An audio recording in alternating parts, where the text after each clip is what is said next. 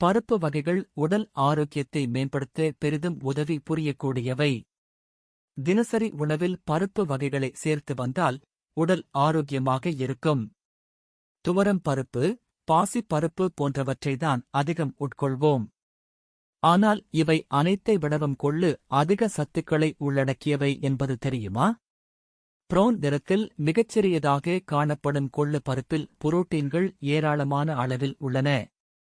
இது தவிர carbohydrate, கனிமச்சத்துக்கள், calcium, phosphorus, இரும்புச்சத்து, நார்ச்சத்து, பாலிஃபீனால்கள் மற்றும் ஃப்ளேவோனாய்டுகள் போன்ற ஆன்டிஆக்சிடென்ட்டுகளும் உள்ளன.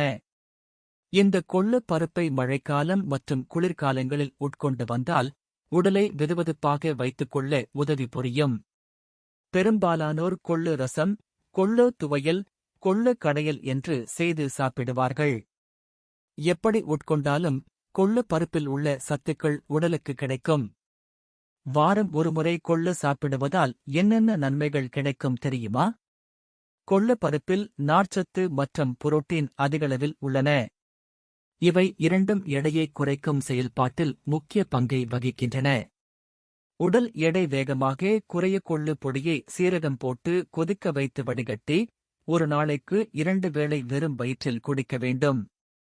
இந்த பருப்பில் உள்ள நார்ச்சத்து நீண்ட நேரம் செரிமான மண்டலம் சிறப்பாக செயல்பட உதவுகிறது. கொள்ளு சர்க்கரை நோயாளிகளுக்கு மிகவும் நல்லது.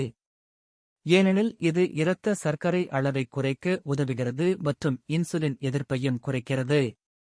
அதற்கு கொள்ளு பருப்பை வேக வைத்து சாப்பிடலாம் அல்லது அதை முளைக்கட்ட வைத்து வெறும் வயிற்றில் உட்கொள்ளலாம்.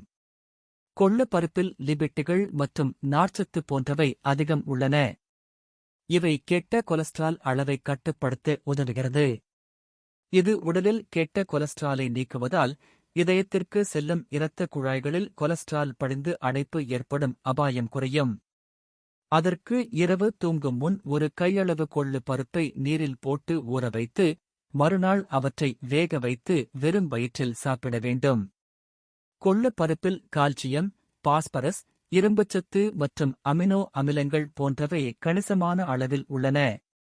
இச்சத்துக்கள் அனைத்தும் ஆண்களின் விந்தணுக்களின் எண்ணிக்கை அதிகரிக்க அத்தியாவசியமானவை.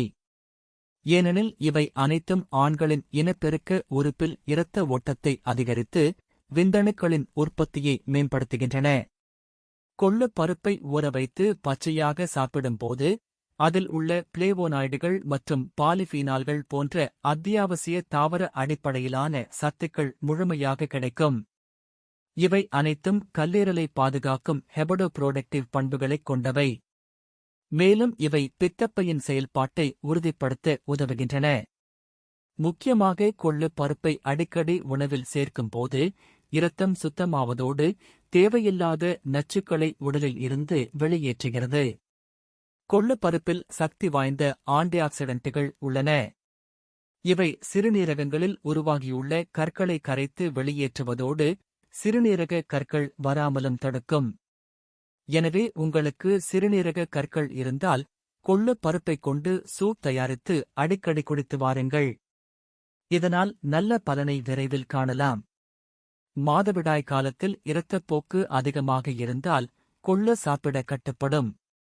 கொள்ளு பருப்பில் இரும்புச்சத்து அதிகமாக இருப்பதால் அது உடலில் இரத்த அளவை பராமரிக்க உதவுகிறது.